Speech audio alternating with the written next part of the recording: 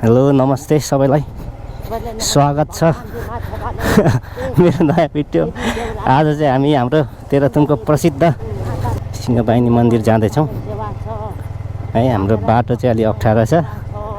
हाम्रो आमा यहाँ चाहिँ भगवान पुकार्दै हुनुहुन्छ।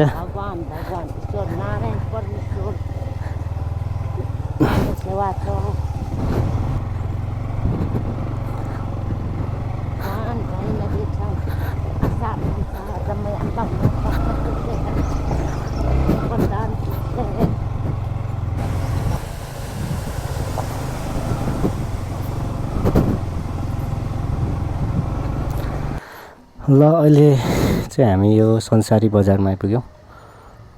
पहिलाको संसारी बजार र अहिलेको संसारी बजार निकै फरक भइसकेको छ। बाटो चौडा छ, एकदमै चाहिँ व्यवस्थित देखिँदो रहेछ। बाटो ठुलो भएर होला, यहाँ घर पनि अलिकति चाहिँ भत्काइएको रहेछ, बाटो बढाउनको लागि होला। अब हामी यहाँ एकछिन हामी पढेको स्कुल भिजिट गर्छौँ अनि जान्छौँ है। यहाँ छ श्री भगवती मावि आम्बुङ 4 भनेको चाहिँ पहिलाको 13 थुम लेखेको छ, नआटेर होला। आम्बुङ परिवार स्थापना 2070 आम्बुङ परिवारले गरेर रहेछ यो गेटको। यता थियो पहिला हाम्रो चाहिँ प्रशासनको अफिस, त्यहाँ मन्दिर पनि बनाइएको रहेछ। यता अर्को बिल्डिङ थपिएको रहेछ। यो त पहिला पुरानै बिल्डिङ थियो, यसलाई मेन्टेन गरिएको रहेछ। यहाँ वाल उठाइएछ। अनि चाहिँ यहाँ यो चाहिँ पहिला हामी पढ्दाखेरि चाहिँ थियो है। यो बिल्डिङ कति 5, 6, 7, 8, 9, 10 क्लास थियो यहाँ है। त्यता पुरानो बिल्डिङ थियो, त्यसलाई गरेर नयाँ बिल्डिङ बनाइएछ। त्यता पनि अर्को थपिएछ क्या र। यो थियो पहिला, यो चाहिँ पहिला नै बनेको थियो। यहाँ एउटा सानो यत्तिको थियो, यहाँदेखि तल चाहिँ डिल थियो। अहिले यहाँ क्लासहरू के रहेछ, ओहो खरी बोर्ड नै रहेछ यार। स्मार्ट बोर्डहरू आएन छ क्या र। यो क्लासै होइन रहेछ क्या र, डेस्कटहरू छैन। यता यो अहिले यो बिल्डिङ अहिले सञ्चालनमा रहेछ क्या र। यहाँ कक्षाहरू हुँदैन होला।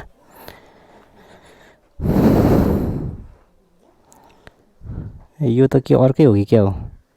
यो स्कुलको बिल्डिङ होइन क्या र, त्यो त बारीको छ। यहीँ हो म पढेको, ममु पनि पढेको यहीँ हो। के हो? श्री भगवती माध्यमिक विद्यालय हो। 2012 सालमा स्थापना भएर रहेछ, मलाई पहिला थाहा थिएन है। यता फुटबल ग्राउन्ड हो त्यहाँ तल देखिएको चाहिँ पुरानो बिल्डिङ हो। पुरानो पहिला धेरै पहिलाको। म त त्यहाँ त्यो क्लासमा म त बसिनँ, किन भन्दाखेरि हामी 5 देखि आइहाल्यो, ठुलो बिल्डिङ बनिहाल्यो, हामी यता बस्यौँ। मेरो भान्जीले म पढेको स्कुल भिजिट गर्नुभयो। अनि कस्तो लाग्यो तपाईँलाई? राम्रो लाग्यो। तपाईँको चाहिँ उयो भन्दा तपाईँको स्कुल राम्रो कि मेरो स्कुल राम्रो?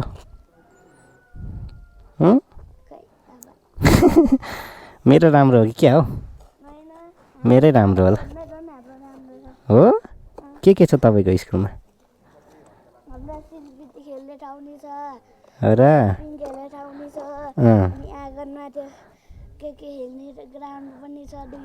हो र? यति ठुलो बिल्डिङ छ त नि? क्लास 12 क्लाससम्म छ। 10 हो कि 12 भइसक्यो अहिले, थाहा छैन है मलाई। यहाँ अर्कै थियो, यत्रो मात्रै थियो होला यो सिँढी होइन। यो वालहरू कुनै थिएन पहिला हामी हुँदा, त्यो थियो। के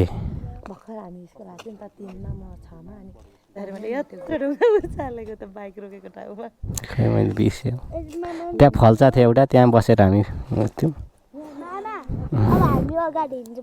ल छ देखिँदैन क्या। यस्तै रहेछ हाम्रो हामी पढेको स्कुल। पहिलाभन्दा धेरै चाहिँ संरचनामा सुधार रहेछ। अरू कुराहरू पनि धेरै सुधार भइसक्यो होला, धेरै चाहिँ राम्रो भइसकेको छ भन्ने आशा छ। त्यो बारदलीमा हामी बस्थ्यौँ निस्केर जहिले। कस्तो रमाइलो हुन्थ्यो यार। हजुर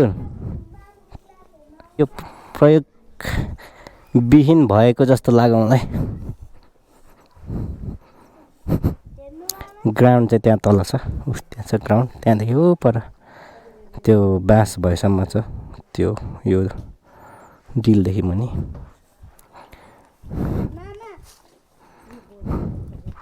बाई हामी अब हाम्रो गन्तव्यतिर अगाडि बढ्छौँ। ल हामी म्याङलुङ बजार प्रवेश गरिसकेका छौँ। यो चाहिँ पुरानो बस स्ट्यान्ड हो, अहिले नयाँ अर्कै ठाउँ छ होला।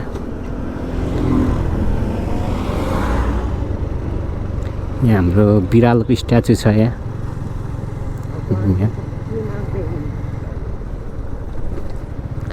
यो चाहिँ सिरिजङ्गा चोक रहेछ, तल म्याङलुङ क्याम्पस। जिप्रोका उता रहेछ, नगरपालिका उता। बस स्ट्यान्डबाट आएको हामी कता? ए भेना कता? मन्दिरमा ए ल।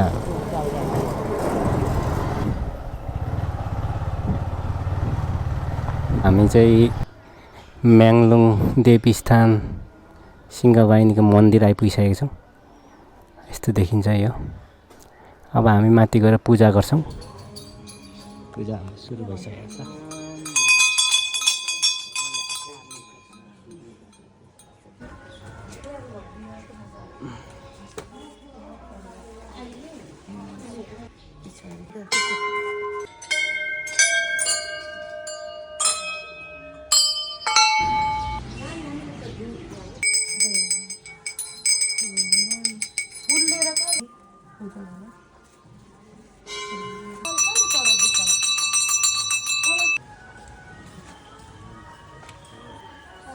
टीका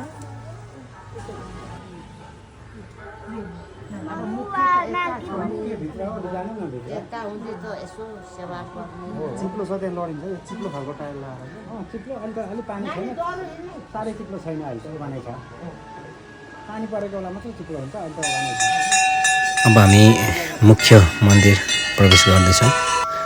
हाम्रो यस सिंहवाहिनी भगवतीको चाहिँ शुद्ध मनले पूजा गरेमा चाहिँ आफ्नो मनोकामना पुरा हुने विश्वास रहेको छ।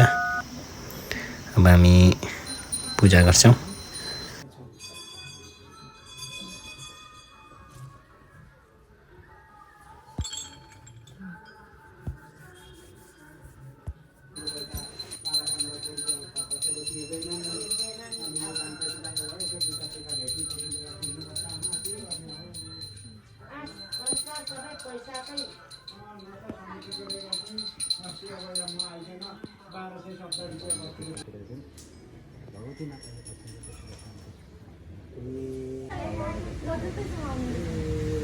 भगवती माताले धेरै पर्नु ज्ञानी हुनु, ल